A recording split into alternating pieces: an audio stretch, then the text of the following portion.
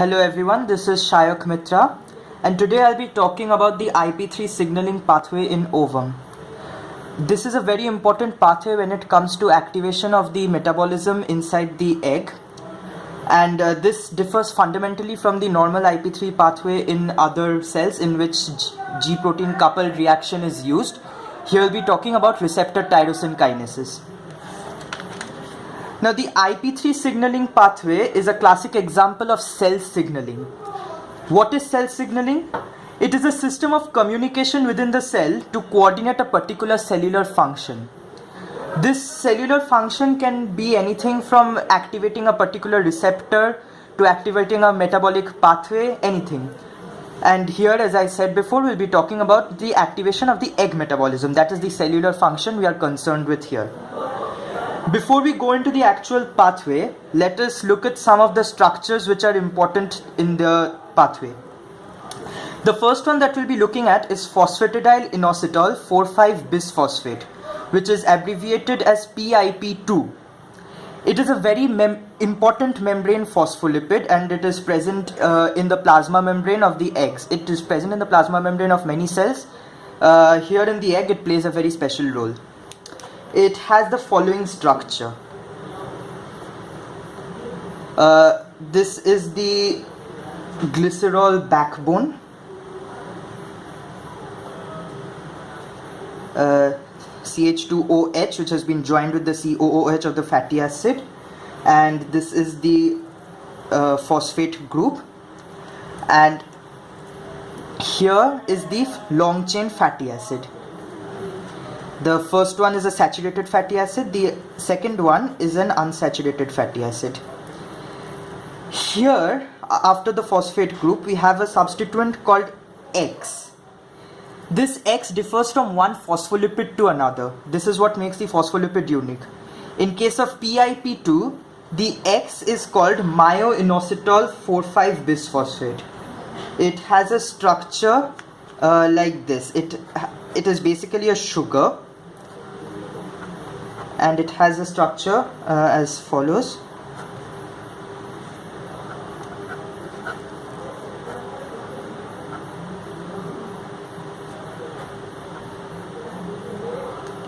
This is where at the first carbon atom the inositol is joined to this particular bond. This is called myoinositol 4,5-bisphosphate.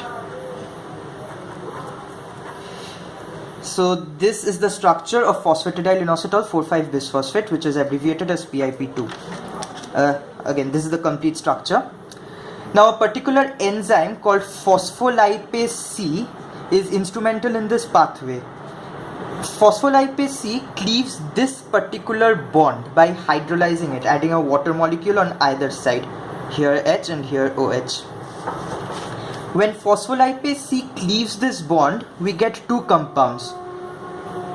This portion, keeping out the phosphate group and the inositol, we get it like this. It is called diacyl glycerol, or abbreviated as DAG. And the other compound is the inositol group with the phosphate.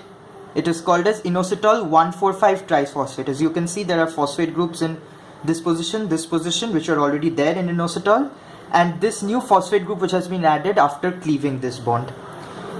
Now, if we are to represent PIP2 like this is the head group. Let's go back here.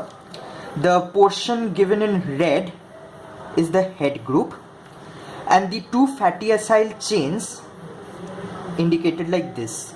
This is the common indication in a plasma membrane, because for convenience. So when phospholipase C cleaves this bond, we get the diacyl glycerol represented as the head group here, and we get the two fatty acyl tails as the IP3. This IP3 is very instrumental in the IP3 signaling pathway, as the name suggests. Now, this third thing we'll be talking about here is receptor tyrosine kinase. The name kinase gives us an idea about what this enzyme does. Kinase enzyme takes a phosphate group from ATP and adds it to something called X, and we get X with a phosphate group and ADP, adenosine diphosphate. In case of tyrosine kinase, this X is the OH group of the tyrosine amino acid.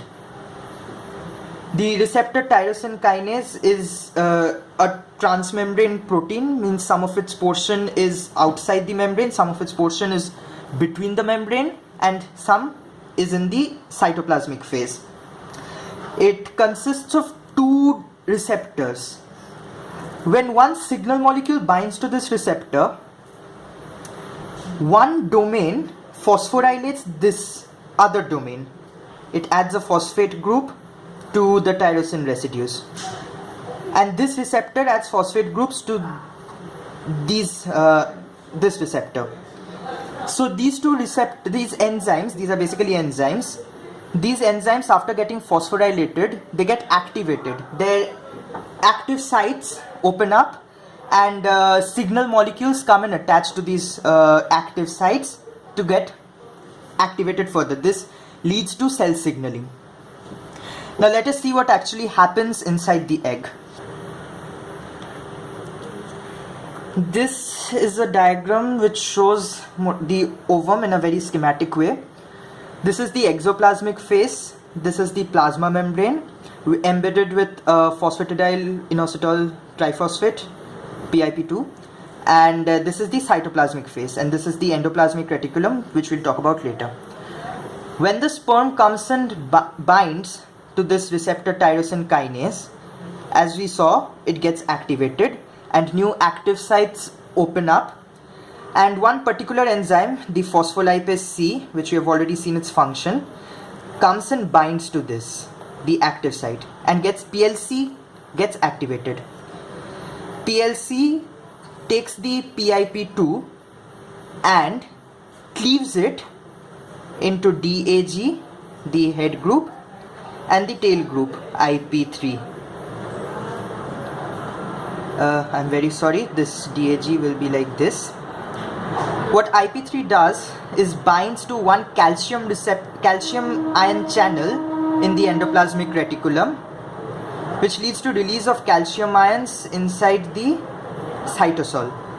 So endoplasmic reticulum pumps out calcium ions into the cytoplasm.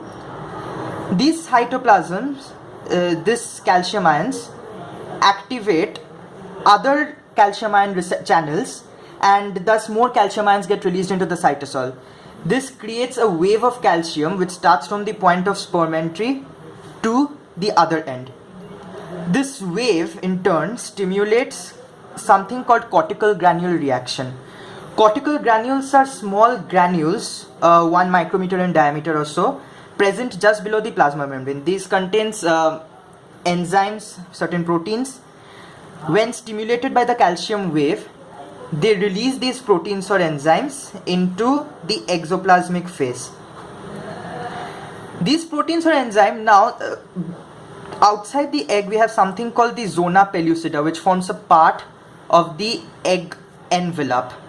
This zona pellucida is instrumental in the sperm binding so that it can later fuse with the plasma membrane. When one sperm has activated the receptor tyrosine kinase, the calcium wave occurs and the cortical granule exocytosis occurs.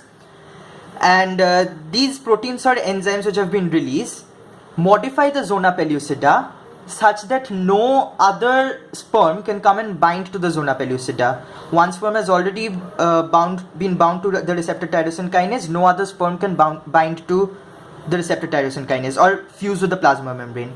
This is called slow block to polyspermy. Polyspermy is prevention of fusion of fertilization of the egg by many sperms. There is a fast block to polyspermy before this, which is the depolarization of the membrane. We are not concerned with that here. We are concerned with the slow block to polyspermy. So the calcium wave has stimulated the cortical granule reaction, which starts the slow block to polyspermy. What happens to the DAG? The diacyl glycerol goes and binds to a particular another protein embedded in the plasma membrane, which is an antiport. What this antiport does is it kicks out H plus from the cytoplasm into the exoplasmic phase and brings in Na plus. This in turn raises the pH of the cytosol. The raised pH and the calcium ions which have been released, these two combine together to stimulate protein synthesis, DNA synthesis, and these protein and DNA synthesis is instrumental in completion of the meiosis 2 by the egg. Till now, before fertilization, the egg was arrested in the metaphase 2 of its meiosis, and after the calcium wave and the pH rise has occurred, this protein and DNA synthesis occurs, which activates the meiosis 2. And then cytoplasmic movement of morphogenetic material occurs, which is again important in later development of the zygote. And this is basically how egg metabolism is activated. These are the main egg metabolic pathways we are concerned with. So to summarize it all, one sperm binds to the receptor tyrosine kinase, phospholipase C gets activated, PIP2 cleaves into IP3 and diacylglycerol. Diacylglycerol raises the pH, IP3 releases calcium ion into the cytosol, cortical granule exocytosis occurs, which prevents polyspermy, and calcium ion and pH rise together stimulate the egg metabolism. So that's all for this video. Please like below and put your thoughts into the comment section below. Thank you.